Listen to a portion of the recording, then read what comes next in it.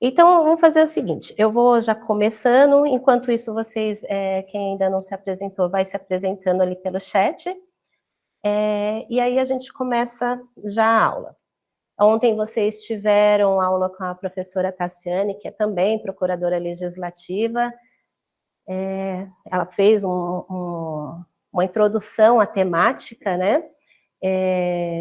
É um curso importante, né, para todos, para que possamos conhecer como que funciona, então, a prática legislativa, como que se inicia um projeto normativo, seja de lei, lei ordinária, lei complementar, ou mesmo os decretos, resoluções, as demais normas, né, porque nós estamos habituados somente com as leis, mas existem outros diplomas, né, normativos que também têm suas peculiaridades, então é importante conhecermos como que funciona.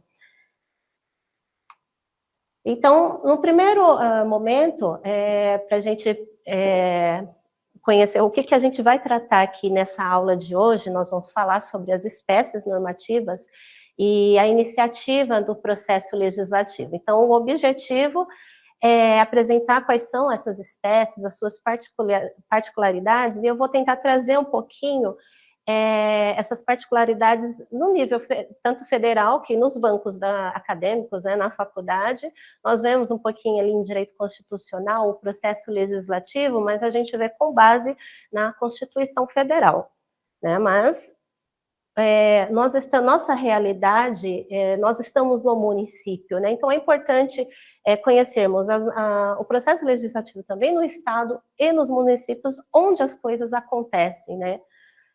Claro que partindo ali da Constituição Federal, do processo legislativo, até porque existe um princípio de simetria, nos quais os demais entes eles devem seguir. Então, nós vamos partir do nível federal, depois a gente começa a falar um pouquinho sobre os demais níveis.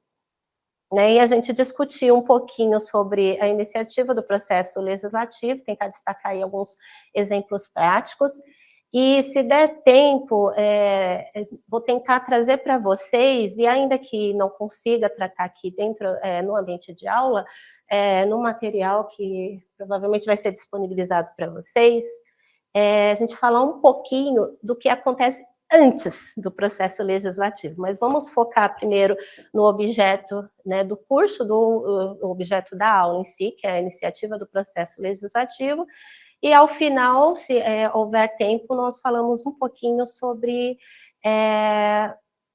o que deveria, né, o que poderia acontecer antes, né, o momento de elaboração do processo legislativo. Eu fiz uma divisão aqui em dois momentos, para a gente tentar falar um pouquinho, falar primeiramente os fundamentos ali do processo legislativo e as espécies normativas. E na segunda parte a gente adentra nas demais peculiaridades no âmbito estadual e municipal. Então, começando ali, pegar aqui um roteirinho para não falar demais, né, e acabar deixando passar alguma coisa. E, enquanto isso, no decorrer da aula, eu estou aqui acompanhando pelo chat, vocês, houver alguma dúvida, vai colocando ali, escrevendo ali no chat, eu estou observando, qualquer coisa, se já for objeto ali do que a gente está discutindo no momento, eu já vou respondendo, do contrário, eu vou deixando mais para o final, tá bom? Então, iniciando aqui, vamos falar um pouquinho, o que é o processo legislativo? O processo legislativo, vamos lá, ele é a sequência aí dos atos normativos, né, no qual é um conjunto ali de atos no qual a gente tem a iniciativa, há um momento de apresentação da proposta de lei, o momento em que há discussão, então tem a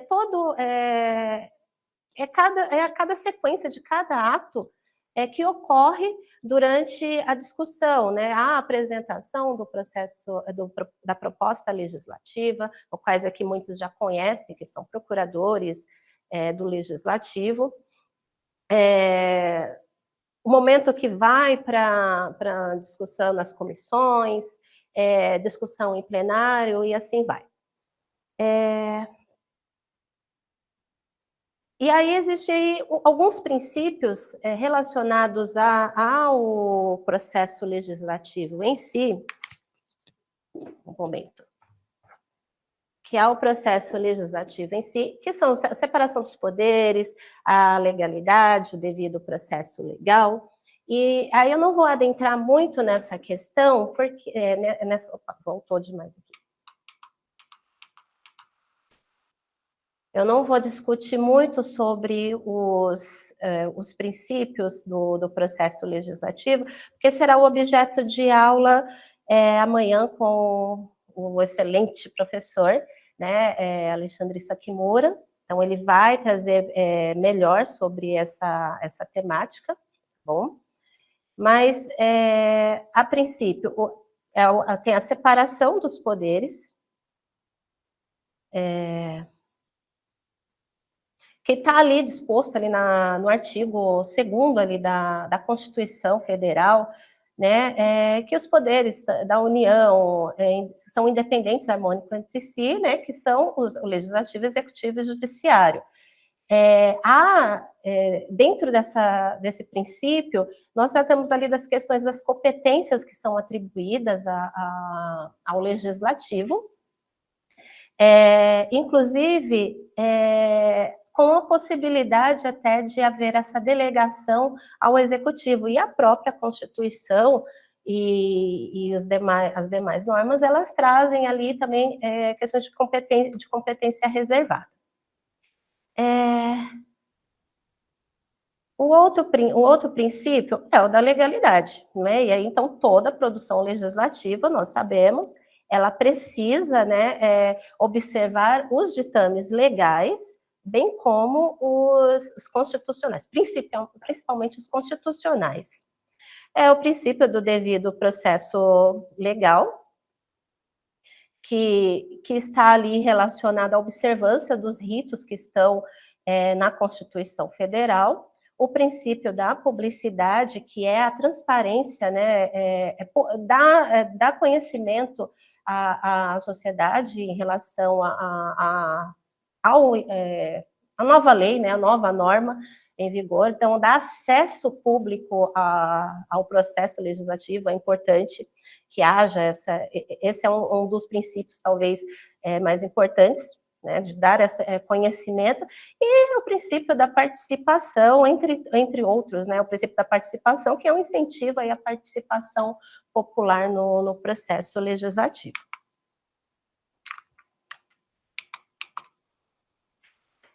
Então, partindo aqui para a Constituição, né, são as normas, né, previstas ali na Constituição, que compreende ali o processo legislativo no âmbito federal, é aquele ali que está ali previsto no artigo 59 da Constituição, né, que são as emendas à Constituição, as leis complementares, as leis ordinárias, leis delegadas, as medidas provisórias, os decretos legislativos e as resoluções. E aqui o parágrafo único, ele fala que a lei complementar disporá sobre a elaboração, redação e alteração e consolidação das leis. Esse é o ponto que eu vou deixar lá para o finalzinho da aula, que é a discussão ali acerca da elaboração em si da proposta legislativa, né? Então, deixa eu tentar falar um pouquinho ali da Lei Complementar 95 de 98, que traz aí algumas normativas de como elaborar os atos normativos. Nós vamos deixar um pouquinho essa discussão mais para o final. Então, vamos começando ali, pelas emendas constitucionais. As emendas, né, à Constituição. Então, o que a gente observa? Ela prevê ali um processo um pouco mais rígido, há um quórum específico, né, especial, e algumas vedações ali previstas, né, para a proposta de uma emenda à Constituição. Então, prevê ali o artigo 60 da Constituição, os legitimados a apresentarem uma proposta, a emenda, de emenda à Constituição, que está ali no artigo 60, são legitimados, então, tem que haver ali a apresentação por 1/3, no mínimo, dos membros da Câmara dos Deputados ou do Senado Federal, ou apresentar pelo presidente da República, ou por mais da metade das assembleias legislativas das unidades da federação, manifestando-se cada uma pela maioria relativa dos seus membros. E aí, aqui, a peculiaridade em relação ao quórum.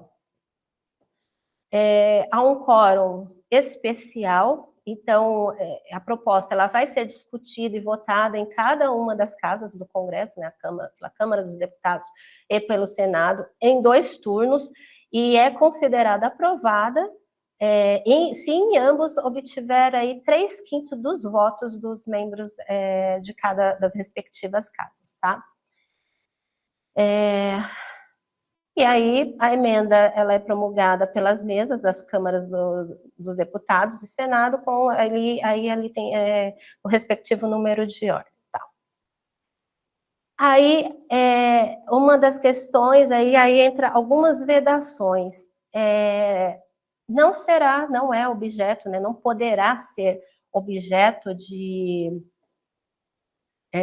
deliberação por proposta de emenda à Constituição, emendas tendentes a abolir a forma federativa do Estado, o voto direto, secreto, universal e periódico, a separação dos poderes, e os direitos e garantias individuais. Aí é o que nós chamamos aqui de cláusulas pétreas. Então, a emenda à Constituição, ela não pode vir a tratar dessas questões, ela não será sequer objeto de deliberação.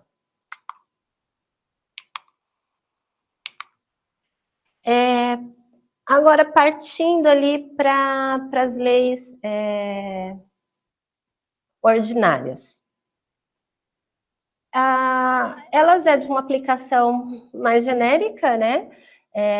Aprovação ali por maioria simples, e ali, a Constituição, ela prevê, o que seria essa maioria simples? É a maioria dos presentes, assim, tem que estar presente em cada uma das casas para que haja a deliberação, e primeiramente, estar presente a maioria absoluta dos seus membros. Estando presente a maioria dos seus membros, há quórum para deliberar sobre aquela proposta, aquele projeto de lei. E ela será considerada aprovada mediante os votos da maioria dos membros presentes.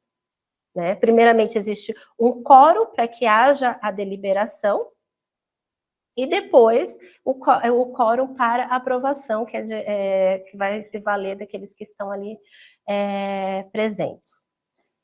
A iniciativa, tanto das leis complementares como ordinárias, ela cabe ali a qualquer membro de comissão da Câmara dos Deputados, do Senado, ou do Congresso Nacional, ao presidente da República, ao Supremo Tribunal Federal, aos tribunais superiores, Procurador-Geral da República, e aos cidadãos ali na forma prevista ali na Constituição.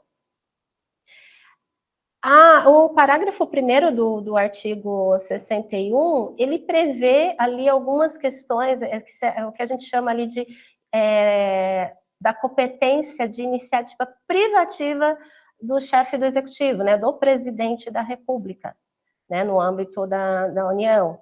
Então, as leis que tratem ali, que fixem ou modifiquem os efetivos das Forças Armadas, que disponham sobre criação de cargos, funções, empregos na administração direta, autárquica, e bem como o aumento remuneratório, a organização administrativa, tratar sobre servidores da União, dos territórios, seu regime jurídico, provimento de cargos, e assim vai. Então, a iniciativa privativa do presidente da República para dar início, impulsionar, dar início ao processo legislativo, está previsto ali no parágrafo 1º do artigo 61 da Constituição Federal.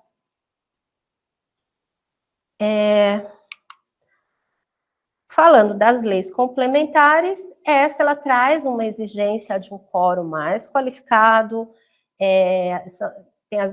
existem matérias específicas que aí vocês podem observar no decorrer do texto constitucional, matérias específicas que são reservadas à lei complementar. Então, você vai ver ali, por exemplo, no que diz respeito à lei de inelegibilidade, que é a Lei Complementar 64 de 90.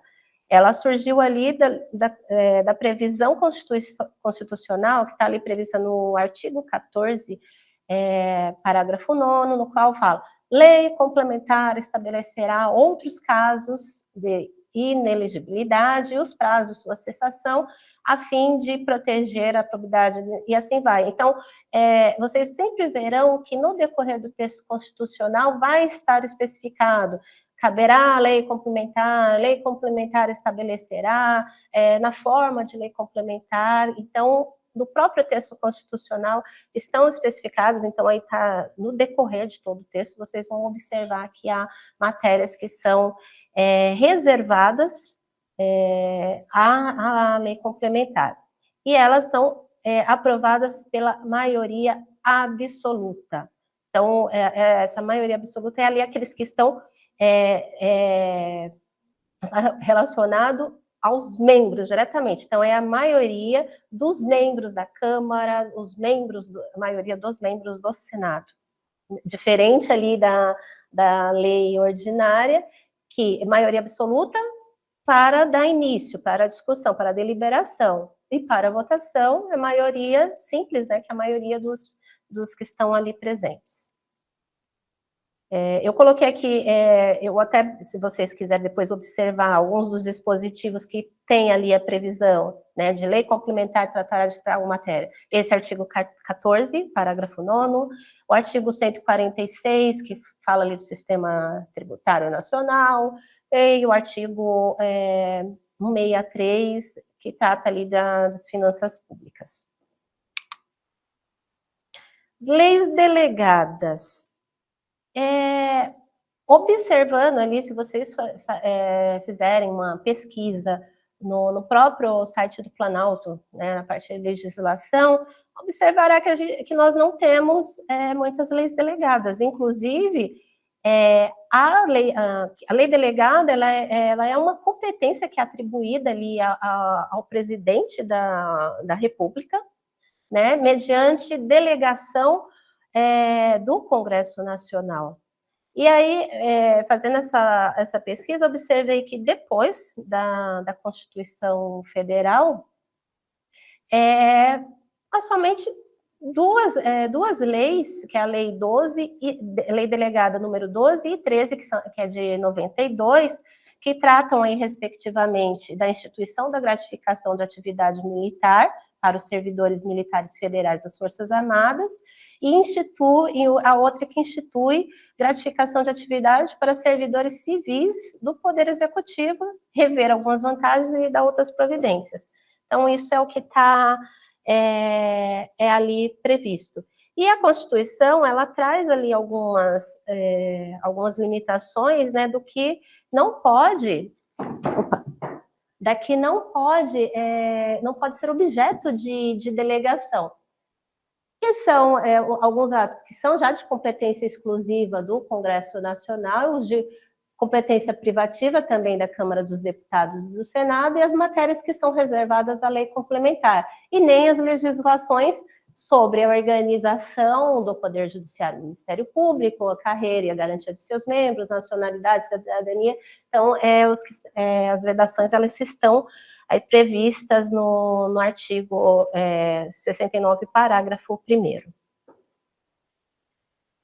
Então, na prática, nós não temos muitos outros exemplos para discutir, né, em relação às leis delegadas, a não ser essas duas, né, que estão ali previstas, né, que são as duas únicas leis delegadas, tá ali, nominadas como leis delegadas, que foram uma competência atribuída, né, delegada pelo Congresso ao presidente da República.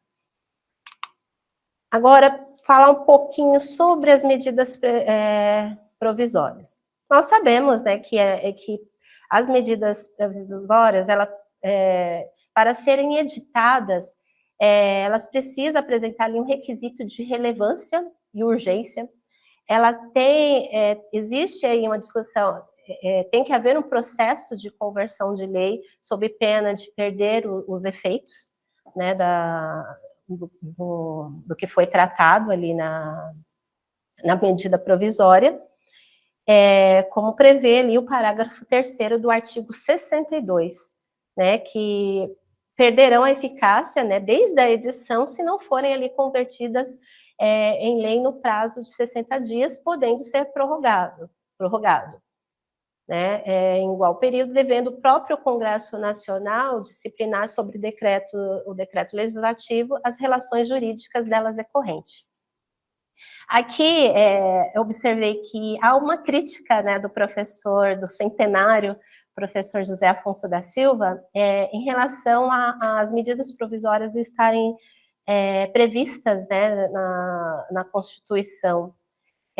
Ele até trata ali que na redação original, né, na redação que foi da proposta do texto constitucional, as medidas provisórias elas não constavam ali nessa enumeração do artigo 59.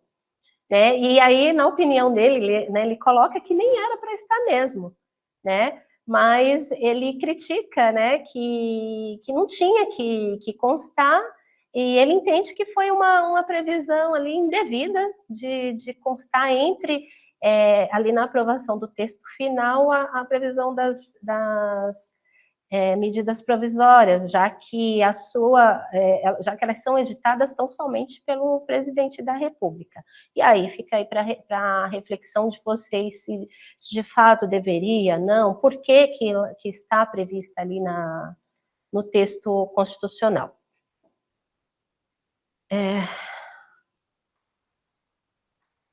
O parágrafo primeiro também do artigo 62, que traz aí sobre as medidas provisórias, ele também traz algumas vedações, né, sobre o que não pode ser tratado por meio de edição de medida provisória. Né? Então, lá no parágrafo primeiro estão dispostas as situações, que aí não pode ser objeto de edição de medida provisória, matérias relacionadas à nacionalidade, cidadania, direitos políticos, partidos políticos, direito eleitoral, direito penal, processual penal, processo civil, organização do Poder Judiciário, Ministério Público, planos plurianuais, diretrizes orçamentárias, e bem como, entre outros, inclusive aquelas reservadas à lei complementar.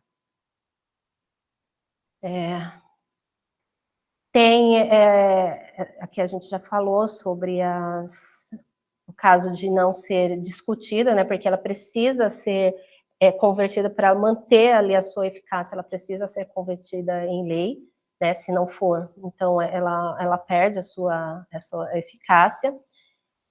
O parágrafo 7º, ele prevê ali permite, né, possibilita a prorrogação em uma única vez, em igual período, né, a vigência da medida provisória, que no prazo de 60 dias, contado da sua publicação, não tiver a sua votação encerrada nas duas casas ali do Congresso Nacional. E aí, deixa eu ver se eu coloquei aqui. Tá.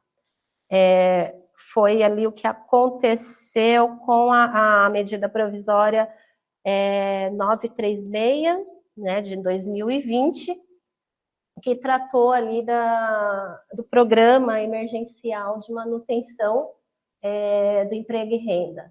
Né? Foi aqueles programas que foram instituídos na época da pandemia.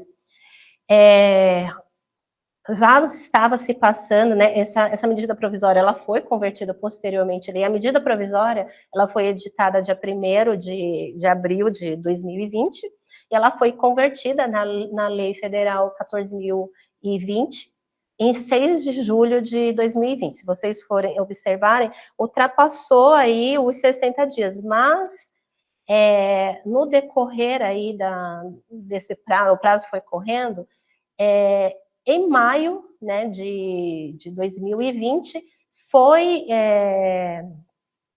editada, né, um ato do presidente da mesa do Congresso Nacional, tratando da prorrogação, né, dos efeitos, né, da medida provisória, por mais 60 dias. Então, foi o período que eles tiveram, inclusive, para discutir mais sobre o texto dessa medida provisória e, por fim, editarem a Lei 14.020.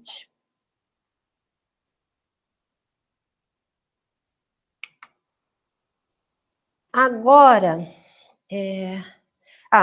antes da gente adentrar aqui nas questões nas demais espécies normativas, vocês observam que, inclusive, eu acabei não colocando, depois eu até faço um adendo aqui no material antes de ser enviado para vocês. O texto constitucional, se vocês verem, ele fala ali, né, nos incisos 6 e 7, sobre os decretos legislativos e resoluções. Mas vocês observam que no decorrer ali, todo o texto da Constituição, ele fala dos procedimentos da proposta de emenda à Constituição, do projeto de leis complementares, dos projetos de lei ordinária, das leis delegadas, inclusive das medidas provisórias. Mas há uma omissão do texto constitucional quanto ao processo de formação dos decretos legislativos e resoluções. Muitos aqui já estão familiarizados, e aqueles que não estiverem, por favor, se ficar dúvidas, podem ir perguntando, tá bom? Os decretos legislativos, eles são ali destinados a regular matérias de competência exclusiva ali do Congresso, que tenham efeitos externos a ele, e que independe de sanção e veto. As resoluções, elas também são atos destinados a regular matéria de competência do Congresso, das suas duas casas, mas com efeitos internos, né? Os regimentos, eles são aprovados por meio de resolução. E até o trâmite, como que funciona todo o processo, né, processo legislativo dos decretos e das resoluções, elas são previstas nos próprios regimentos das casas, né, no âmbito federal, ali o regimento do Congresso Nacional, o regimento da Câmara dos Deputados, o regimento do Senado Federal. Agora sim, vamos começar vamos partir, então. Ficou alguma dúvida até aqui? Né? Até então, eu trouxe as discussões relacionadas aí ao processo legislativo no âmbito federal, tá? Eu queria saber de vocês, se vocês têm algo, manifestem aqui no chat, se tem algo a tratar, alguma dúvida, se ficou até aqui, no que diz respeito ao processo legislativo no âmbito federal, por gentileza. Dá um okzinho aqui no chat, por favor, para que eu possa dar um segmento aqui nas espécies normativas no âmbito estadual. Certo? Lohane, Adonis, Ellen, Jarbas. Tá tudo ok até então? Posso prosseguir? Ok. Então, vamos lá, vamos seguindo. Vocês preferem que eu siga aqui direto? Ou vocês querem algum intervalinho em algum momento? Vocês falam? Qualquer coisa a gente, se vocês quiserem, a gente dá uma paradinha por volta ali das 11 horas, que aí dá metade ali do horário de aula, ou a gente segue direto, vocês que sabem. O que vocês preferem? Dá manifesta um pouco aí no chat. Certo, Jarbas com intervalo. Os demais, o que preferem? Aí a gente dá uma paradinha, então, uma paradinha assim rápida, né? Aquele pit stop rapidinho, de uns 10 minutinhos, às 11 horas a gente dá aquela paradinha. Pode ser, então? Ok, então vamos seguir. Então vamos falar agora sobre as espécies normativas no âmbito estadual. Eu optei aqui, né, até por conta de estarmos, né, no âmbito do estado de São Paulo, então eu optei, né, por focar o estudo, né, sobre a Constituição do Estado de São Paulo. Acredito, inclusive, que a maioria ela seja aqui do Estado de São Paulo, e ainda que não seja, a referência ali vai ser a mesma em relação às demais constituições, né? Pode ser que uma ou outra tenha alguma peculiaridade, né? Aí, alguma discussão, alguma divergência, então a gente, se tiver, vocês podem ir colocando aqui no chat e a gente vai discutindo juntos aqui. Mas, a princípio, eu optei por tratar no âmbito da Constituição do Estado de São Paulo. O processo legislativo no âmbito da Constituição do Estado de São Paulo, ele está previsto ali no artigo 21, compreendendo a emenda também à Constituição, lei complementar, lei ordinária, decreto legislativo e resolução. Então, o que a gente observa, ele tem ali uma estrutura normativa semelhante à federal, mas com algumas especificidades. E a questão de uma aplicação, as espécies normativas estaduais, elas têm uma aplicação subsidiária às regras federais, né? Então, podemos dizer aí que os estados eles teriam aí uma competência mais residual. E aí vamos falar uma particularidade que a gente observa é a ausência de medidas provisórias. Então, voltando, vocês observam que no artigo 21 da Constituição do Estado de São Paulo, ele não prevê ali em seu processo legislativo estadual as medidas provisórias. Então, são normas ali que compreende, aí o processo legislativo estadual, ele compreende tão somente essas espécies normativas aqui previstas, e não há a previsão de medida provisória no âmbito do Estado de São Paulo.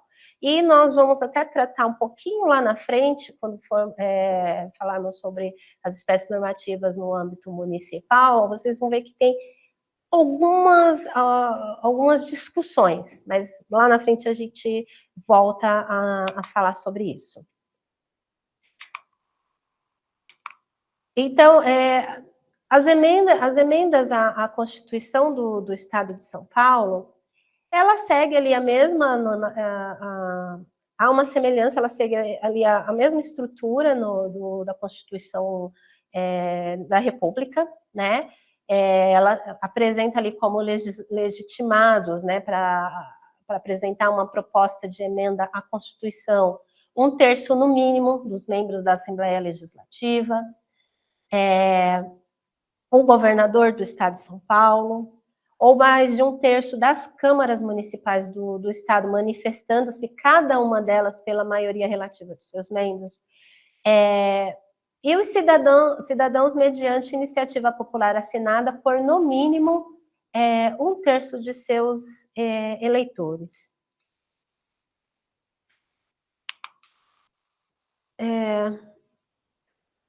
A aprovação, ela segue também ali o quórum para a aprovação, né, também no âmbito do Estado, ele segue ali também o quórum especial de 3/5 dos membros da Assembleia Legislativa.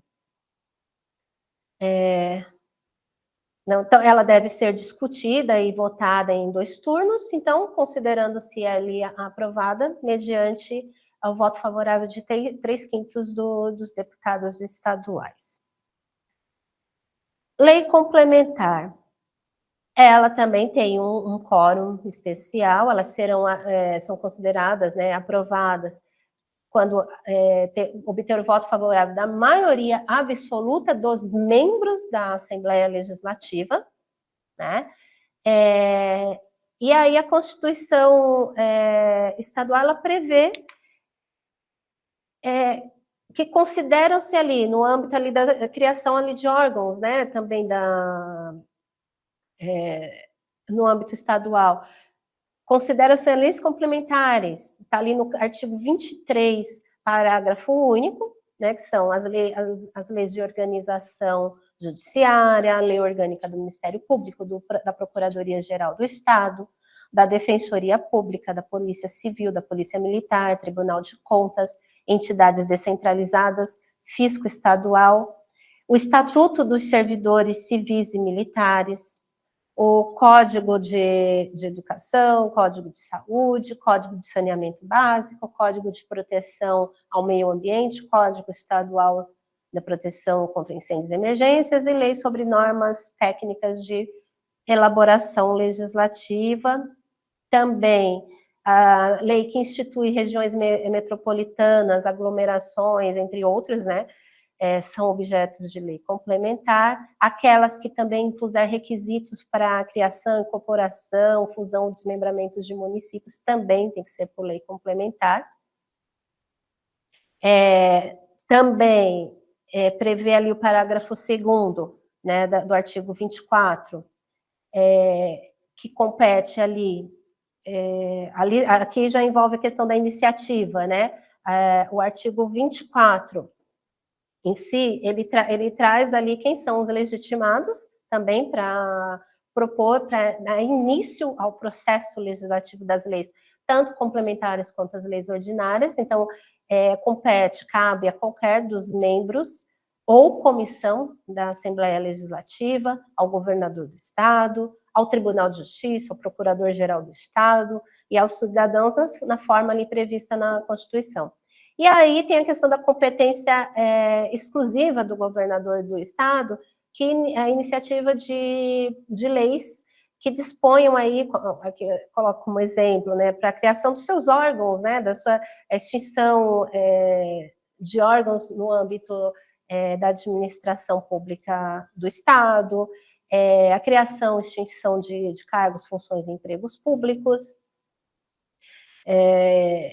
e assim por diante, tá? Então, a competência exclusiva, né, o texto da Constituição Estadual, ela traz ali como terminologia, né, a competência exclusiva, né, do governador a tratar dessas matérias, a iniciar o processo legislativo dessas matérias que estiverem ali diretamente ligadas à administração pública do Estado. E aí, vamos ver aqui. Qual o próximo? Alguma dúvida até aqui? Tem alguma questão? Tá tudo ok, certo. Então, vamos... Tá indo muito rápido, gente?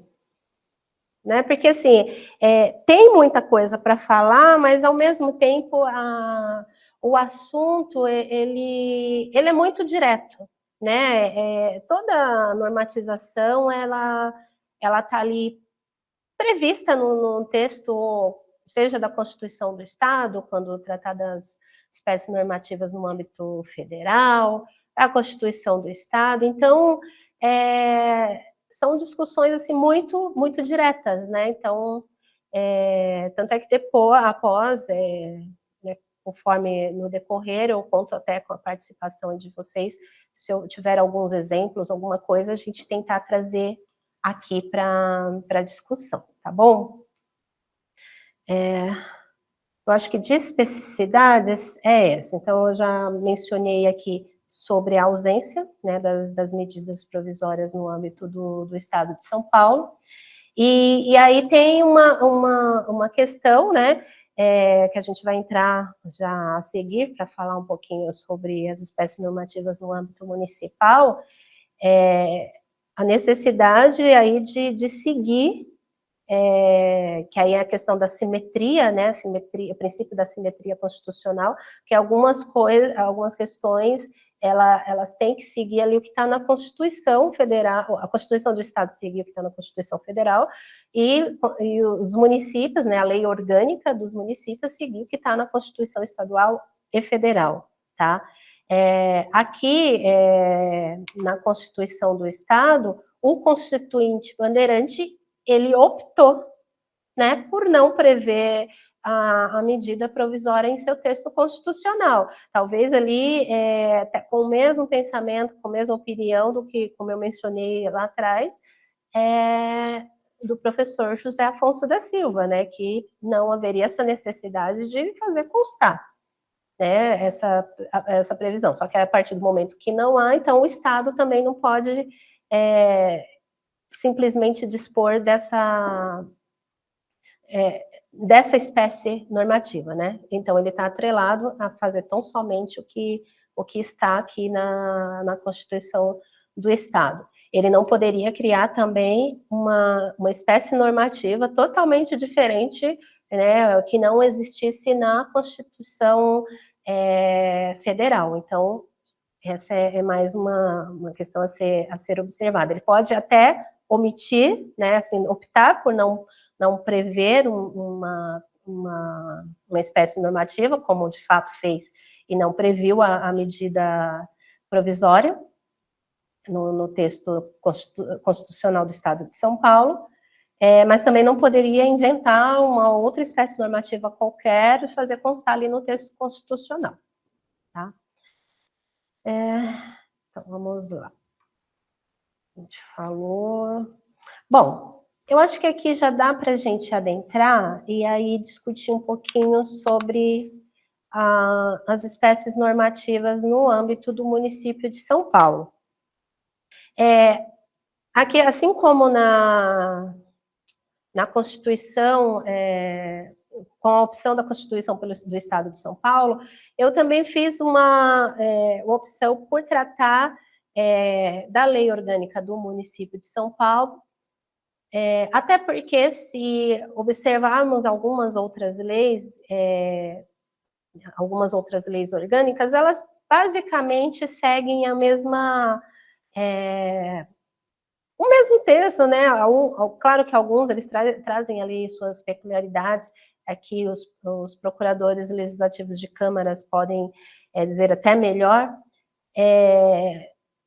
Cada um ele traz ali uma peculiaridade. O processo legislativo do município de São Paulo, ele também traz ali as suas semelhanças às constituições estaduais, né? E traz ali como as espécies normativas no âmbito do município de São Paulo, emendas à lei orgânica, leis, decretos legislativos e resoluções. Ele apresenta, né, como eu mencionei, há particularidades no processo legislativo no âmbito municipal que estão ali previstas em suas leis orgânicas, né? Muitos acabam falando que a lei orgânica, ela seria a constituição do município, né? Mas ela tem ali as suas peculiaridades e ela tem essa tratativa, ela tem que seguir ali os ditames da Constituição do Estado e da Constituição Federal. Se vocês observarem aqui, tem algo ainda um tanto diferente aqui na Lei Orgânica do Município de São Paulo. Ela segue ali os ditames da Constituição do Estado de São Paulo, ou seja, ela não prevê ali a medida provisória, mas se vocês observarem, ela fala ali, o processo legislativo compreende a elaboração de emendas à lei orgânica, leis, decretos legislativos e resoluções. Leis. Ele trata aqui tão somente leis. Ele não menciona leis ordinárias, leis complementares. Ele trata tão somente leis. Mas antes de entrar nessa discussão, eu vou trazer aqui para vocês falar um pouquinho sobre cada uma dessas espécies, depois a gente volta a falar dessa pequena peculiaridade que observa-se na Lei Orgânica do Município de São Paulo. Então, vamos falar um pouquinho aqui das emendas, né, das propostas de emenda à Lei Orgânica. No município de São Paulo, ela está prevista ali no artigo 36. Ela exige um quórum de 2/3 dos membros da Câmara Municipal. E aí aqui eu pergunto e coloco para reflexão de vocês, né? Haveria aqui uma violação a algum princípio constitucional, violação ao princípio da simetria constitucional?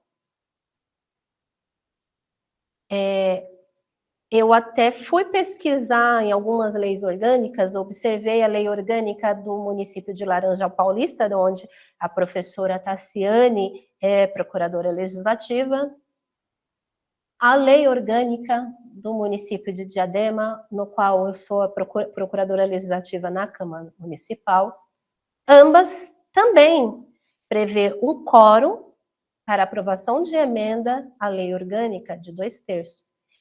E creio que a maioria das leis orgânicas prevê da mesma forma, porque nós sabemos, né, há meio que um copiar-colar, né, dos textos normativos, e a época que foi criadas as leis orgânicas da maioria dos municípios, elas seguiram um texto padronizado, aí cada um foi alterando conforme as suas peculiaridades, as suas realidades locais, mas elas mantiveram aqui, colocaram, especificaram como quórum de aprovação das suas emendas 2/3. Se trazendo aqui o princípio da simetria constitucional, as emendas à lei orgânicas, elas equivalem às emendas à Constituição do Estado de São Paulo, do Estado, elas equivalem às emendas à Constituição Federal. Por que um quórum de 2/3? E aí há uma discussão, esse dispositivo, inclusive, né, que traz aí esse quórum, né, diferenciado aqui na Lei Orgânica do Município de São Paulo, ela foi objeto de questionamento, né, numa ação direta de inconstitucionalidade, que é essa ação que consta aí na tela de vocês, né, a 2050840 tal, ela está, foi decidido, né, foi considerado, a ação ela foi julgada procedente, portanto, considerou inconstitucional o parágrafo 2º do artigo 36 da Lei Orgânica do Município de São Paulo, que ele traz ali, essa especificidade, né, do quórum, o quórum para aprovação das emendas à Lei Orgânica, um quórum de 2/3, ela foi objeto. Então, ali na ementa do acórdão, o órgão especial do Tribunal de Justiça do Estado de São Paulo, ele entendeu que a norma que estipula quórum necessário para aprovação de emenda à própria lei orgânica, né, municipal, esse dispositivo, né, o parágrafo 2º do artigo 36.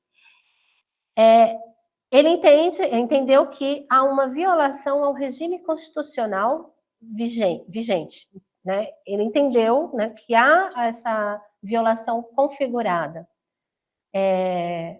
Há uma infringência dos artigos 22, parágrafo 2º e artigo 144 da Constituição do Estado de São Paulo, bem como do artigo 60, parágrafo 2º da Constituição Federal, que traz esse quórum, como eu mencionei a vocês, o quórum de 3/5, não 2/3, como traz a lei orgânica do município. Há diversos outros precedentes que entenderam da mesma forma, tá? Diante desse cenário, né, do julgamento procedente, né, considerando esse dispositivo inconstitucional,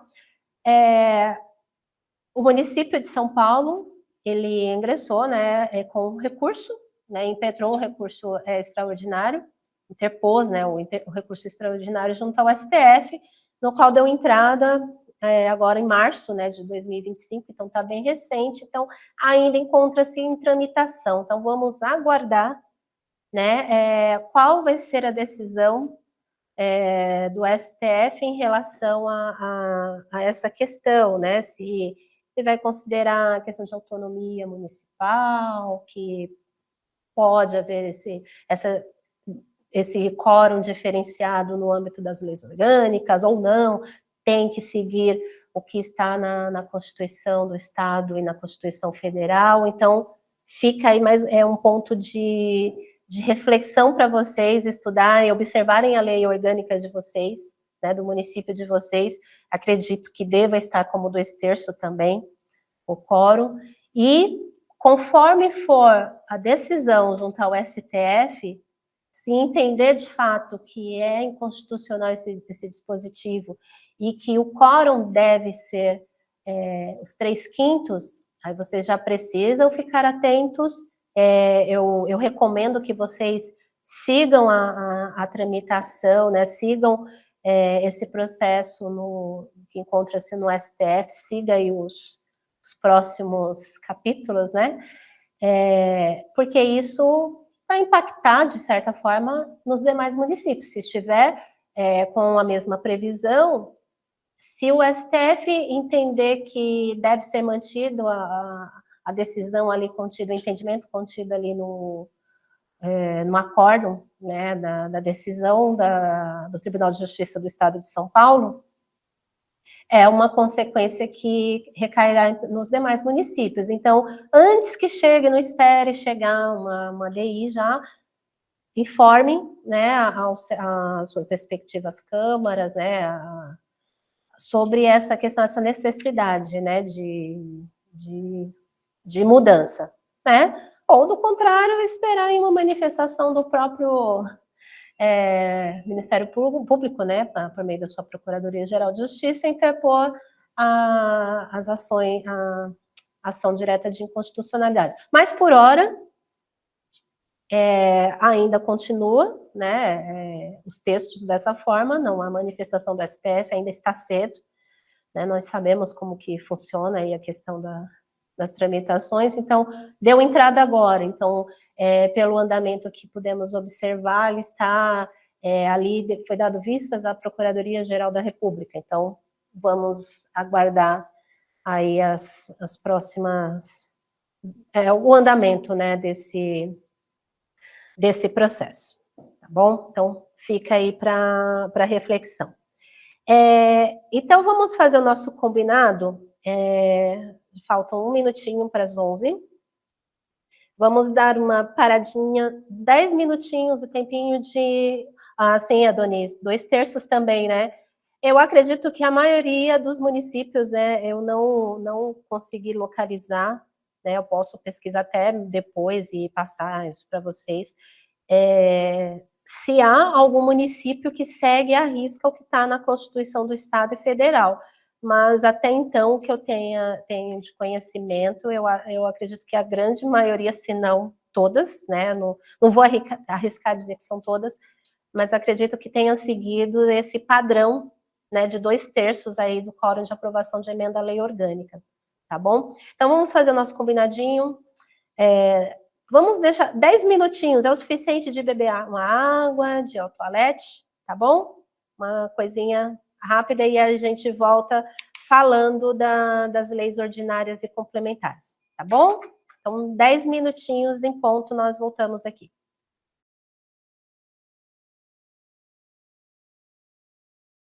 Eu até dei uma observada, enquanto estava agora no intervalo, encontrei uma decisão aí do STF, né, uma notícia do STF, no qual o STF invalidou essa regra do quórum diferenciado. Essa questão do quórum diferenciado nas leis orgânicas, né? Na notícia que foi de janeiro, inclusive, de 2023, o STF ele invalidou a regra do quórum para a emenda à lei orgânica do Distrito Federal. Né? Pelo que observa aqui, a decisão, né, o STF ele invalidou a norma da lei orgânica do Distrito Federal, que instituiu o quórum de 2/3 dos membros da Câmara Legislativa para aprovação do projeto de emenda. A decisão, ela estabelece, né, que o quórum para alterar a lei máxima, no caso do Distrito Federal, ele deve ser de 3/5, mesmo que é exigido para aprovação as emendas à Constituição Federal.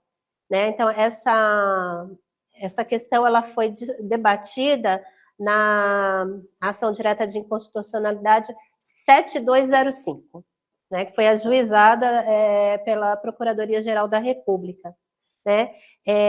Aqui, as discussões tratou exatamente da simetria, né, do princípio da simetria, que inclusive, na época, o relator foi o ministro Dias Toffoli, e ele entendeu, né, que prevalece, né, que embora a Constituição ela estabeleça como a organização do Distrito Federal, ele se dê por meio de lei orgânica, tal, a norma se assemelha às constituições estaduais. Aí ele trata aí da questão da simetria, as emendas elas devem observar o modelo federal. Já o ministro Edson Fachin, ele foi o único a divergir, né, nesse caso, e ele considerou inaplicável o princípio da simetria nessa situação específica da lei orgânica do Distrito Federal. Para ele, a Constituição Federal ela estabeleceu um quórum de 2/3 para aprovação da lei orgânica, diferentemente dos estados e dos municípios. Aí é que ele traz essa peculiaridade, né? Então, a adoção de patamar semelhante para aprovação das emendas não violaria as normas constitucionais. Mas, nessa decisão em específico, apenas ele divergiu com o relator, que entendeu, e os demais seguiram, que o quórum que deve ser seguido é de 3/5. Vamos ver se nessa ADI proposta pelo município de São Paulo vai vigorar, né, esse mesmo entendimento. Então, vamos aguardar como que fica, como fica essa questão. Então, vamos continuar aqui, falar sobre as leis ordinárias, né, as leis, né, no município de São Paulo, leis ordinárias e complementares. Como mencionei lá atrás, a lei orgânica do município de São Paulo, ela não traz essa especificidade, ela menciona ali leis, somente leis. E isso está previsto ali, né, nos artigos 37 e 40, ali como que funciona ali os trâmites. Então, ele já menciona ali no próprio artigo 37. A iniciativa das leis, então, somente vocês observam que, tanto na Constituição do Estado quanto na Constituição Federal, ele fala a iniciativa das leis complementares e ordinárias. Aqui, eles falam tão somente a iniciativa das leis cabe a qualquer membro ou comissão permanente da Câmara Municipal, ao prefeito e aos cidadãos também na forma ali prevista na lei orgânica. E aí ele traz ali as previsões das competências exclusivas da Câmara Municipal e competências de iniciativa privativa do chefe do Executivo Municipal, que aí segue ali a mesma linha ali da Constituição do Estado, da Constituição Federal, que são ali questões, matérias referentes ali a cargos, né, criação, extinção, transformação dos cargos, funções e empregos da administração direta municipal, autárquica, fundacional, a fixação e o aumento dos vencimentos, o que tratar dos servidores públicos e seus regime jurídico, provimento de cargos, organização administrativa, matéria orçamentária, entre tantas outras questões, né? E aí a gente volta. Não há a previsão específica, vocês podem andar todo o texto da Lei Orgânica do Município de São Paulo, não há previsão expressa de lei complementar. Ele não trata lei ordinária, mas também não traz ali a previsão expressa, porque quando a gente fala leis, a gente pode até entender, são todas leis ordinárias. Mas quando há uma especificidade, matéria de lei complementar, mas não é o caso do município de São Paulo. Ela não há essa previsão expressa de lei complementar. Mas o que se observa, aí vem uma peculiaridade. Quórums diferenciados de aprovação em cada matéria. Né? Existem matérias específicas, ele não prevê a lei complementar, mas é tudo lei. Tudo é lei no município de São Paulo. E aí vem as matérias configuradas ali no texto da lei orgânica, as matérias, leis que tratarem sobre as matérias tais, terão quórum X, sobre tais e tais matérias, o quórum Y. Então, ele traz no decorrer do texto da lei orgânica matérias específicas. Então, aí é que eu trouxe alguns exemplos. O artigo 40 da Lei Orgânica do Município de São Paulo, no seu parágrafo 3º, ele traz ali, dependerão do voto favorável da maioria absoluta dos membros da Câmara a aprovação e alteração das seguintes matérias. Aí traz lá a matéria tributária, Código de Obras e Edificações, Estatuto dos Servidores, criação de cargos, concessão de serviço público, concessão de direito real, alienação e assim vai. São algumas matérias que exigem o quórum de aprovação de maioria absoluta. Aí vem o parágrafo 4º. Dependerão do voto favorável de 3/5 dos membros da Câmara. Matérias que disciplinam o parcelamento, uso e ocupação do solo, plano diretor, zoneamento. Aí vem parágrafo 5º. Dependerão do voto favorável 2/3 dos membros da Câmara a aprovação e alteração das seguintes matérias. Rejeição de parecer prévio do Tribunal de Contas, destituição de membros da Câmara, emendas à lei orgânica e assim vai. Então, dentro do próprio texto normativo, né, da própria lei orgânica, ele traz matérias específicas e quórums específicos para aprovação de leis que tratam dessas matérias. Mas aí vem mais um ponto para reflexão. Como que ficaria o controle aí o controle dessas leis, se elas alcançaram ou não, o questionamento de uma eventual validade dessas leis, né? Mas está ali especificado como fiscalizar, na verdade, né, o cumprimento de que alcançou esses quórums. Mas o que se observa é que não há lei complementar em previsão expressa ali na lei orgânica, tudo lei ordinária, porém com quórums específicos de aprovação conforme a matéria. Isso é algo diferente, né, que foi observado aqui na lei do município de São Paulo. Na Câmara de Diadema, o processo legislativo, ele compreende lá, ele tem as leis complementares, ele prevê lá no seu rol de espécies normativas, então está lá a emenda à lei orgânica, lei complementar, lei ordinárias especiais, decretos legislativos e resoluções. Então, está especificado,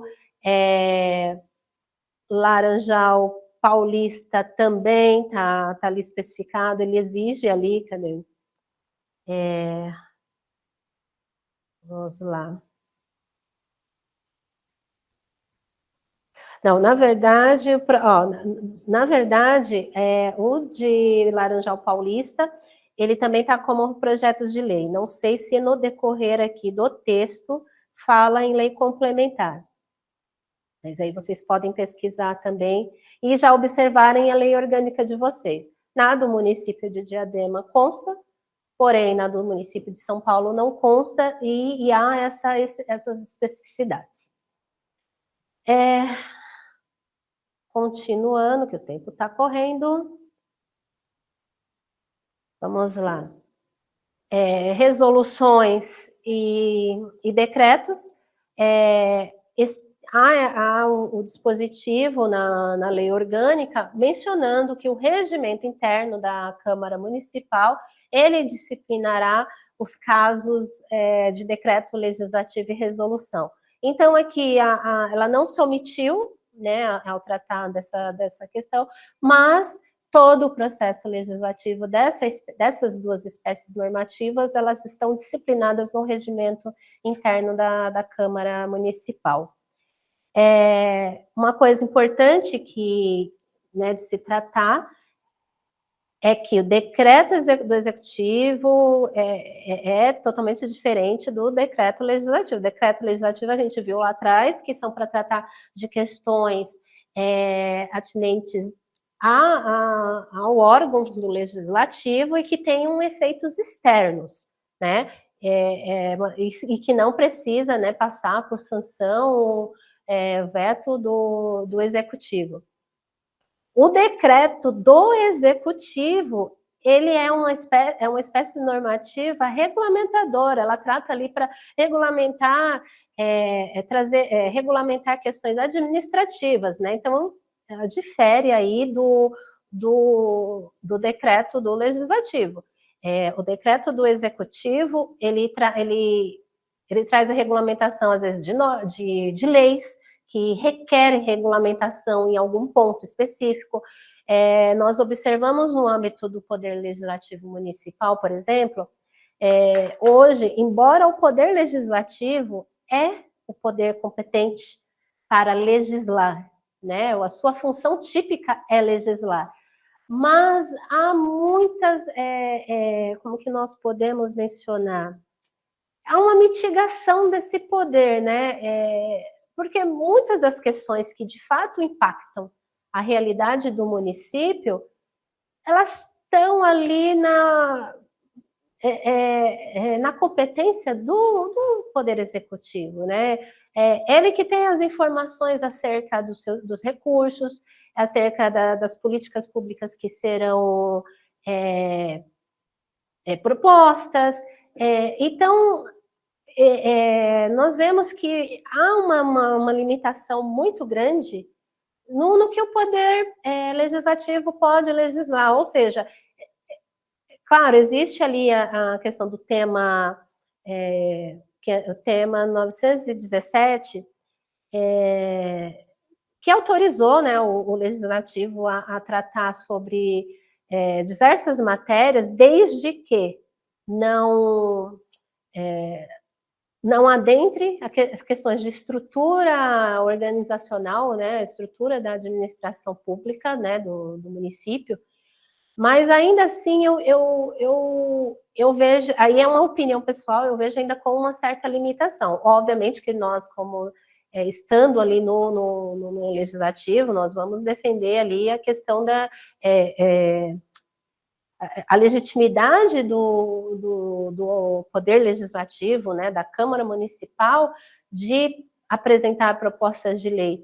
Mas aí entra a questão dos seus impactos. Que impactos que eventualmente tem, né? Às vezes, nós observamos que tem, às vezes, leis que são vazias, porque se adentrar demais em uma questão, ela invade a competência que é do chefe do executivo. Então, são várias questões aí que ainda eu vejo como limitadoras, né? Não que ele não possa, mas qual a relevância, qual o impacto dessas normas que a gente vê aprovando diariamente? De fato, qual o interesse público, né, que está sendo garantido alguma coisa, porque por vezes nós vemos leis vazias, mas isso vai ser um objeto da gente, se der tempo a gente discutir um pouquinho mais à frente, aí, quando falarmos aí da elaboração legislativa. Deixa eu ver aqui, se tem mais alguma coisa. Sobre medidas provisórias, gente,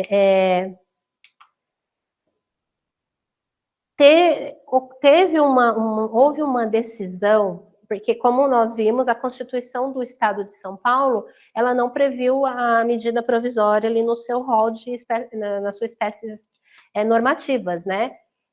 Mas houve um município, eu não sei como é no município de vocês, mas o município aqui dentro do Estado de São Paulo, o município de Euclides da Cunha, paulista, ele previa, né, essa espécie normativa, previa as medidas provisórias, mas foi objeto de ação direta de inconstitucionalidade, no qual o órgão especial, ele entendeu, né, que a Constituição, ele entendeu assim, né, que a previsão em lei orgânica de edição de medidas provisórias pelo chefe do executivo em caso de calamidade pública, né? Esse foi ali um questionamento. A Constituição da República não veda a edição de medidas provisórias pelos demais entes federativos. Tá, um ponto aí. Porém, exige-se que tal modalidade seja prevista no regulamento fundamental, como já se manifestou o STF. Certo. Até aí, tudo bem. Mas aí deve haver, assim, expressa previsão pela Constituição Estadual e concomitantemente com a lei orgânica do município. E aí ele traz, né, o que nós mencionamos, na Constituição do Estado de São Paulo, ela não prevê, né, ela não inclui as medidas provisórias no seu rol de espécie normativa. Então, a partir disso, o Tribunal de Justiça do Estado de São Paulo entendeu que o município não poderia dispor dessa espécie. Então, considerou, foi julgado, então, procedente, né, procedente em parte esse dispositivo, né, porque ele colocou aqui que eles concluíram que o município ele se afastou da simetria que era exigida pelo artigo 144, né, da Constituição do Estado de São Paulo. Mas, no decorrer aí desse processo, houve perda, né, do interesse, né, perda do objeto, porque a medida provisória em si, ela foi revogada, porque houve o questionamento de uma medida provisória em específico, e aí firmou-se esse entendimento de que o município ele não tem essa liberdade, né, de criar as medidas provisórias no seu âmbito, né? Então, ele tem que seguir, no caso do Estado de São Paulo, que o Constituinte optou por não dispor da medida provisória, então, os municípios paulistas, né, não podem também prever em suas leis, não podem editar em seus municípios medidas provisórias. Agora vamos partindo, eu acredito que já está indo mais para o final. A iniciativa, a gente já foi discutindo isso, né, no decorrer aí conforme a gente foi falando das espécies normativas, a gente falou um pouquinho aí sobre as iniciativas, mas aqui vamos tratar especificamente aí da questão a iniciativa legislativa em âmbito federal, estadual, municipal, essa questão da iniciativa privativa, iniciativa concorrente, e assim vai. Nós observamos que na própria Constituição Federal, ela estabelece ali competências privativas e concorrentes para legislar sobre determinadas matérias. E, principalmente, a gente pode constatar isso ali no artigo 22 e 24 da Constituição. São dispositivos que falam da iniciativa para tratar sobre determinadas matérias, para legislar sobre determinadas matérias. Tá? Então, está bem especificado ali que é para legislar. Então, aí prevê ali no artigo 22 da Constituição Federal, compete privativamente à União legislar sobre, somente a União pode legislar sobre essas matérias, né? Aí está lá o rol do artigo 22, que são matérias de competência privativa da União para propor leis, né? Sobre direito civil, comercial, penal, processual, eleitoral, agrário, marítimo, sobre desapropriação, sobre requisições militares, águas, energias, informática. Então, todo o rol de competência privativa ele está previsto ali no artigo 22. O artigo 24... e ainda no artigo 22, o parágrafo único do artigo 22, ele prevê, aí vem mais uma previsão ali, a lei complementar poderá autorizar os estados a legislar sobre questões específicas de matérias relacionadas a esse artigo. Então, uma lei complementar em específico vai dizer sobre quais matérias o estado pode tratar. O artigo 24, ele traz ali sobre a competência concorrente. E a competência concorrente, ela dispõe que podem legislar sobre tais matérias. É a competência concorrente entre União, Estados e Distrito Federal. Eles podem legislar concorrentemente, né, sobre direito tributário, financeiro, penitenciário, econômico, orçamento, e ali está todo o rol do artigo 24, que trata da competência concorrente. Vocês observam que, no que diz respeito à competência concorrente, não estão previstos os municípios, né? Porque aos municípios, eles cabem, então, somente a legislar sobre assuntos de interesse local, né, como já sabemos, e de suplementar a legislação federal e estadual no que diz respeito ali às suas peculiaridades locais, tá? Então, a competência concorrente, ela fica a cargo da União, Estados e Distrito Federal. Ao município, somente a competência suplementar no que diz respeito às demais matérias. Vamos ver mais. Nós vimos lá, então, que é a competência residual do Estado, né?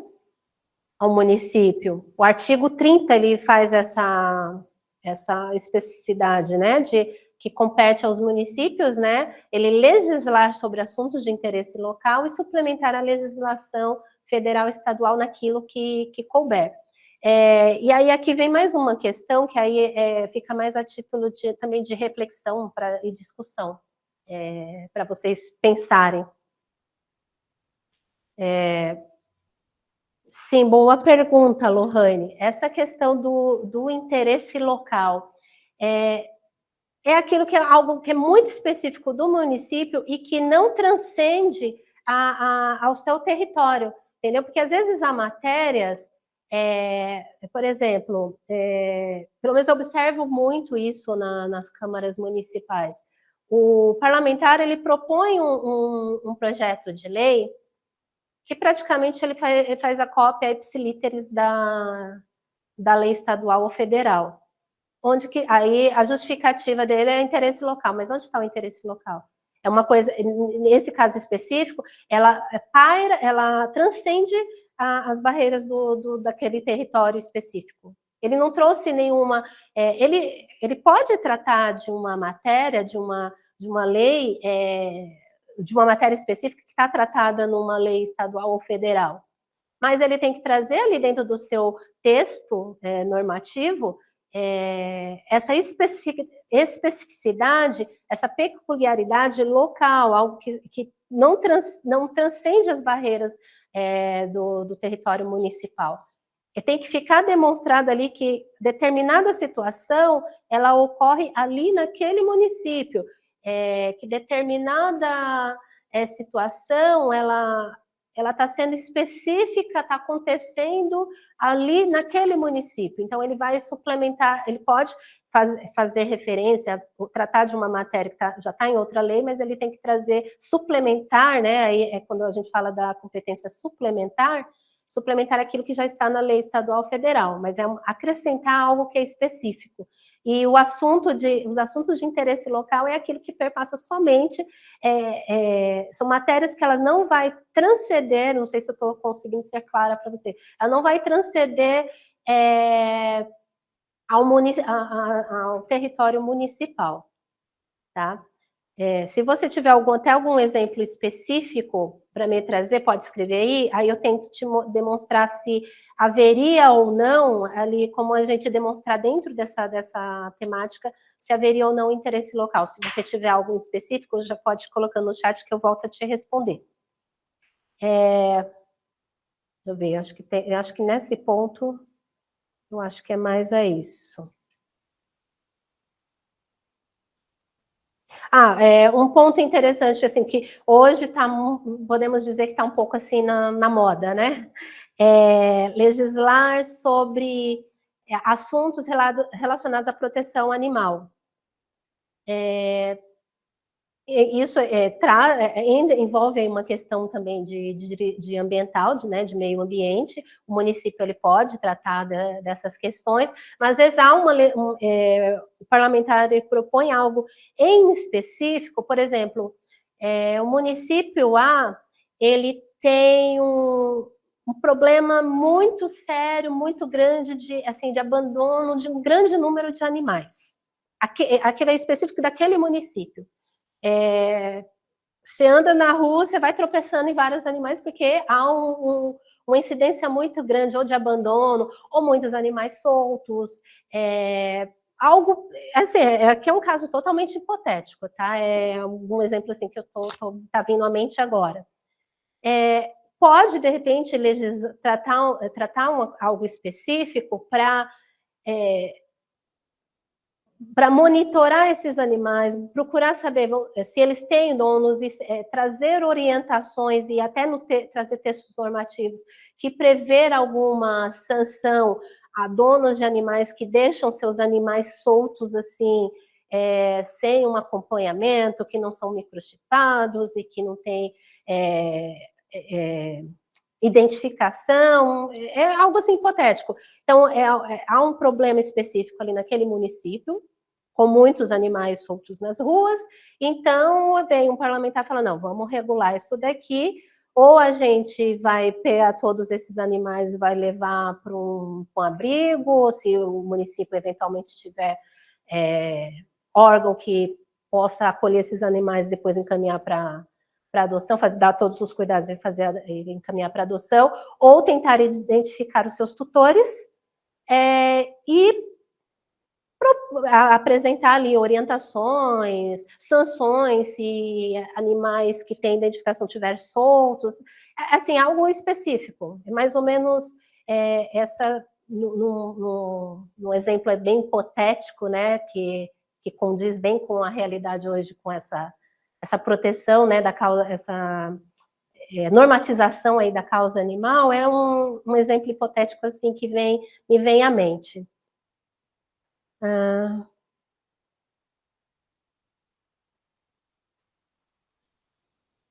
Sim, aqui a lei orgânica que obriga hospitais públicos e particulares a oferecerem leitos separados.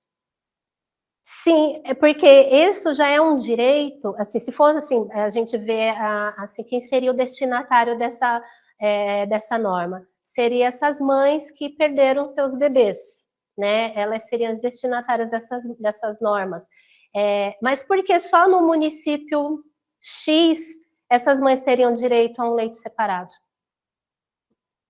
De fato, não há uma demonstração, eu também entendo que não se demonstra aqui um interesse local, ele perpassa, é algo que ele vai além dos territórios. As mães do município Y, se a gente for ver, porque eu acredito que na justificativa, o parlamentar, ele trouxe que para dar um atendimento mais direcionado, com talvez um apoio psicológico, essas mães, talvez, eu vejo talvez que seja essa a justificativa, né? Porque essas mães têm um sofrimento aí, elas aguardaram ali por um longo período gestacional e seus bebês simplesmente nascem sem vida, né? Vêm ao mundo, mas já sem vida. Então, de fato, não há um interesse local, ele perpassa, ele vai além do interesse daquele município. As mães nessa situação do município Y também teriam esse direito. As mães no estado todo, elas teriam direito. As mães no território nacional, elas teriam esse direito. Então, é uma coisa que perpassa, ele não é específico do interesse local, ele vai muito mais além, entendeu?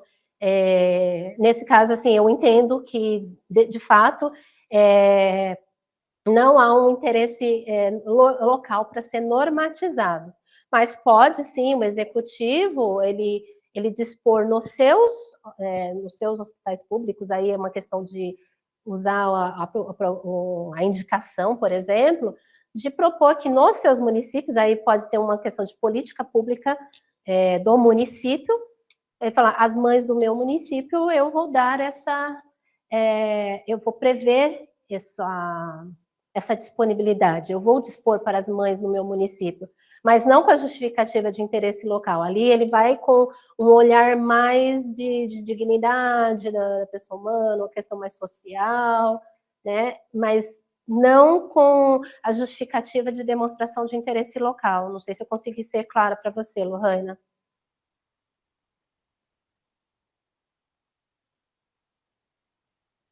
Sim, aí é onde há algumas discussões, porque há quem entenda, né, que... Jarbas, né, eu estou respondendo você, Jarbas, agora.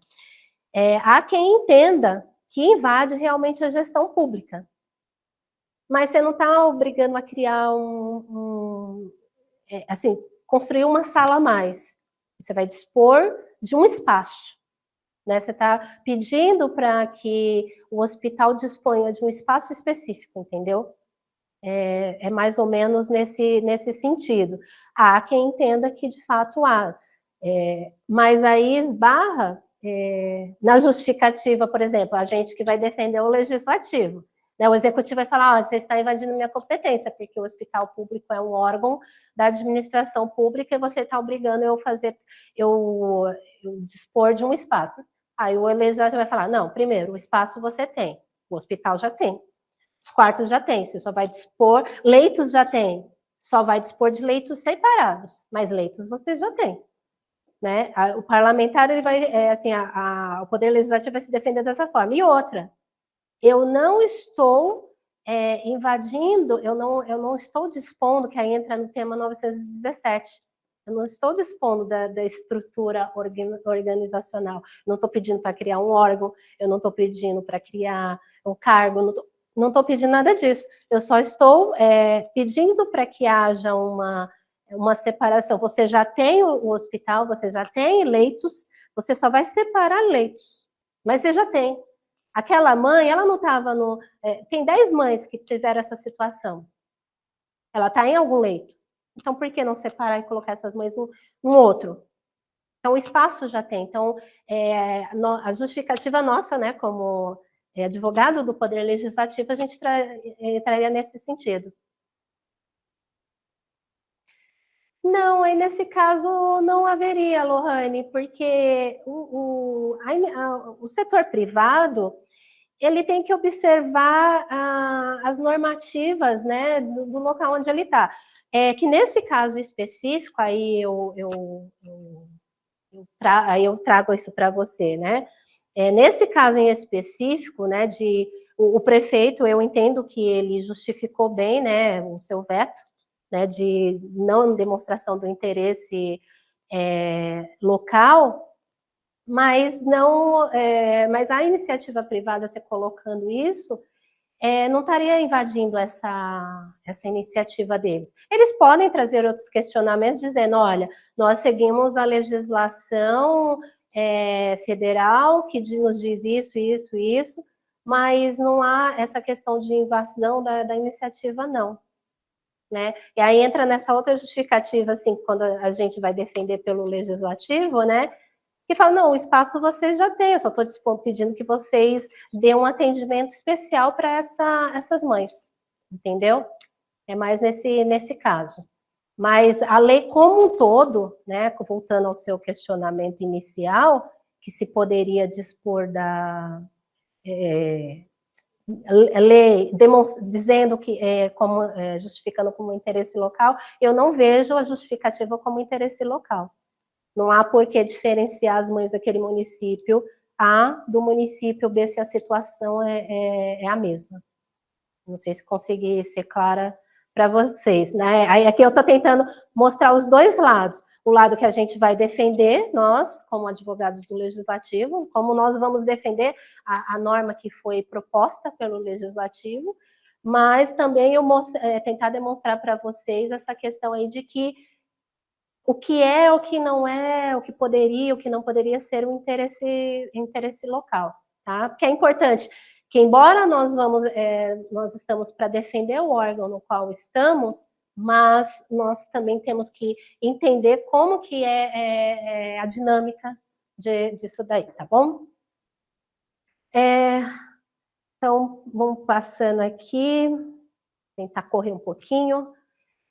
Sobre a iniciativa popular, alguns dos requisitos, né? No âmbito federal, está lá no parágrafo 2º do artigo 61, a iniciativa popular ela pode ser exercida pela apresentação à Câmara dos Deputados, né? Você vai apresentar para a Câmara dos Deputados. O projeto subscrito por, no mínimo, 1% do eleitorado nacional, distribuído por pelo menos 5 estados. Né? Você tem que alcançar, então, 1%, né, de assinaturas, né, de subscrições naquele projeto, mas esse 1%, aí ele tem que estar distribuído em 5 estados para e desde que não menos de 0,3% dos eleitores de cada um desses. Então, tem algumas... são requisitos que precisam ser observados, por isso que muitas vezes propostas que são de iniciativa popular, elas acabam virando projeto daquele parlamentar, porque acaba sendo mais fácil, né? O parlamentar abraçar aquela ideia daquele grupo, por exemplo, abraçar aquela ideia e ele apresentar o projeto. Às vezes fica muito mais fácil do que eu tentar alcançar essa exigência desses número mínimo de subscrições no projeto para apresentar. Na Constituição do Estado de São Paulo está previsto no parágrafo 3º do artigo 24, no qual ele trata ali que a iniciativa popular ela pode ser exercida pela apresentação do projeto de lei subscrito por, no mínimo, 0,5 da unidade por cento do eleitorado do Estado, assegurada a defesa do projeto por representante dos respectivos responsáveis, perante as comissões pelas quais tramitar. Tá?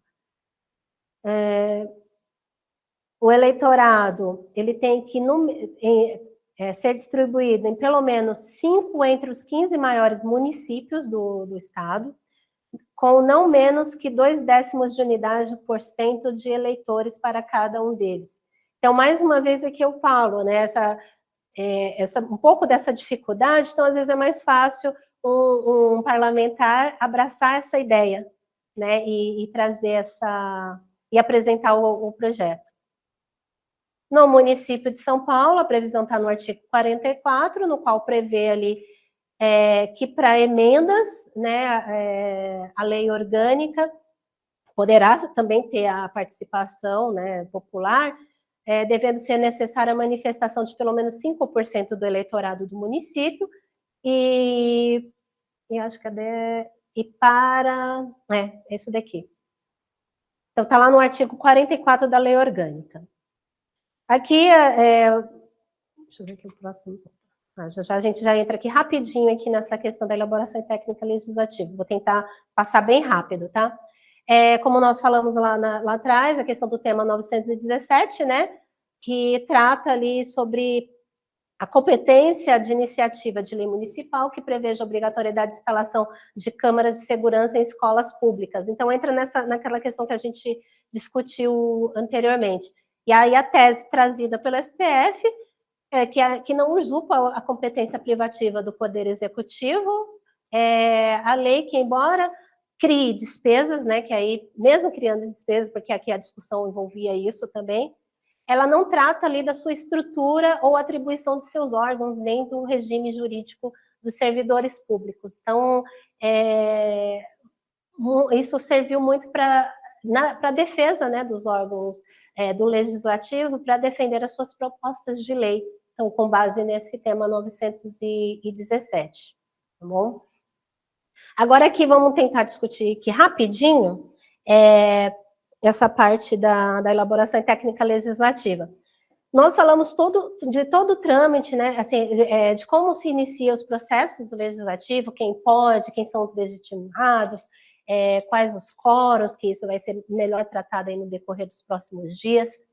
Mas um ponto importante é que ele não tem uma previsão ali obrigatória, né, assim, não tem como a gente questionar isso via ação direta de inconstitucionalidade e tal. É uma importância, um ponto que é muito importante, que é o momento da elaboração, porque até aqui a gente já falou já da apresentação, eu proponho ali o projeto. Mas e o momento da elaboração, a observância da técnica legislativa? Aí vocês viram que lá tem aquele dispositivo, parágrafo único lá do artigo 59, que lei complementar tratará ali sobre elaboração das normas. É a lei complementar 95 e 98. Ela regulamenta esse parágrafo único do artigo 59 da Constituição Federal. Ele dispõe sobre a elaboração, redação e alteração das leis. O seu objeto, né, ele busca a clareza, a concisão e segurança jurídica. Atualmente, ele está regulamentado no âmbito federal pelo Decreto 12.002 de 2024, ele orienta a formulação desses atos normativos, aplicação ao Executivo Federal. Há um anexo, que aí esse anexo é um ponto que eu acho que é importante, dentro da questão da elaboração técnica legislativa, a gente fala muito no estudo, né, que eu não sei se vocês já ouviram falar, o estudo de legística. A gente fala muito sobre a questão da avaliação do impacto legislativo, algo que se a gente for ver, não é feito, nem no âmbito estadual, nem no âmbito, muito menos no âmbito municipal. A gente vê uma proliferação legislativa, né, muito grande, mas em que momento é observado que impacto que aquela lei, será que aquela lei, ela de fato, ela vai alcançar o objetivo, né, que o parlamentar, que o legislador está propondo? Se alcançar, qual o impacto? Porque tem os destinatários da norma, tem aquele que vai ter que cumprir, tem aquele que vai ser beneficiado. Isso é feito? Então, esse anexo que consta nesse decreto, ele aplica-se em nível federal. Mas eu acho que alguns pontos ele pode ser adaptado, né, para aplicação nos demais entes. Então, eu até oriento, né, recomendo que vocês deem uma lida, né, verifiquem a lei complementar. Na lei complementar, existem alguns princípios que tratam ali da elaboração, do que pode e o que não pode. E às vezes, quando eu dou um parecer, quando vem um projeto, como eu mencionei para vocês, que o vereador, ele apresenta uma cópia, ipsilíteris, de uma lei federal, para aplicar no município. Espera aí. O primeiro ponto, fala, essa matéria ela já está tratada na lei federal tal, que é de aplicação obrigatória em todo o território nacional, ou seja, abrange todos os estados e municípios. E não há nenhuma peculiaridade, ele não trouxe algo suplementar, ele só fez uma cópia. E aí eu normalmente tento justificar, embora isso não invalide, tá? Mas eu justifico nenhum dos princípios do artigo 7º, que é que a norma não deve tratar de outra que já consta no ordenamento jurídico. Né, igualmente, a não ser que ela venha para regulamentar ou esclarecer, né, ou complementar. Né? Então, normalmente eu uso isso. Então, nessa parte, eu oriento vocês a darem uma lida, né, nessa lei, a conhecer esse anexo que encontra-se nesse decreto, que é um anexo que eu acho que auxilia muito, vocês podem fazer por meio de cartilha, organizar conforme a peculiaridade local e apresentar os seus parlamentares, falar, olha, aos assessores, né, ó, isso aqui pode auxiliar. É claro que eles não vão se ater muito a isso, porque muitas vezes eles só querem produzir. Outros estão preocupados em que as suas normas, elas apresentem apresentam de fato um resultado. Mas infelizmente, a gente sabe que há quem só se preocupa com números, e isso não é bom. Porque são só várias leis que não têm assim, uma serventia, né, se assim podemos dizer. Tá? Então, aqueles que têm um interesse, né, aqueles assessores que vocês veem, que falam, não, mas eles querem, o vereador deles, eles querem fazer diferença, eles querem fazer algo bom, uma lei que funcione, uma lei que tem... orientem eles a utilizar, vocês mesmos podem fazer uma cartilha, alguma coisa assim, pegando os pontos, né, os checklists principais ali que dê para aplicação no âmbito municipal. Aqui vemos também que tem a Procuradora da Assembleia, a mesma forma, aquilo que se aplica no âmbito do Estado, para tentar auxiliar na elaboração de melhores leis, né? Não vou dizer que isso vai minimizar, mas para que a gente tente melhorar as leis que temos no nosso ordenamento, seja municipal, estadual ou federal. Então, acho importante, né, que se trace isso. Né? Então, aí é um ponto que aí eu deixo para vocês essas perguntas para vocês pensarem e refletir. Né? Como aprimorar o processo legislativo, especialmente no âmbito municipal, que é onde as coisas acontecem, né? E como garantir a qualidade normativa, o que falta. Aqui no material tem algumas referências. Fiz publiquei um resumo nesse evento, né? Foi uma jornada de extensão que foi da Câmara dos Deputados. Aí tem um resumo expandido sobre legislar com qualidade que falta. O artigo, esse resumo, ele está um pouco desatualizado, ele já foi reescrito, que vai ser em breve publicado. Aí as normativas, as constituições e acho que a obra referência aí para dentro do direito constitucional, entre tantas outras melhores, mas claro, não poderia faltar do nosso centenário professor José Afonso da Silva. Aqui meu contato, e-mail, o LinkedIn, Instagram, se vocês quiserem acessarem, acompanhar lá um pouquinho. Ainda estou engatinhando nessa questão de publicações, né, de colocar mais coisas aí nas redes sociais, mas vocês podem acompanhar. E se ficou algumas dúvidas ou vocês precisarem de mais esclarecimentos, fiquem à vontade de encaminhar o e-mail, tá bom? Obrigada, Doniz. Qualquer dúvida, como o tempo está bem curtinho, mas qualquer dúvida, sinta-se à vontade. Acredito que a participação direta do povo deveria ser facilitada pela Constituição na prática. Sim, verdade. São questões, são questões que merecem muitas discussões mesmo, Jarbas, de fato. A gente ainda falta pouco. Mas muito obrigada a todos, tá bom? E fiquem à vontade de encaminhar algum questionamento, caso precisem, tá bom? Muito obrigada, até mais.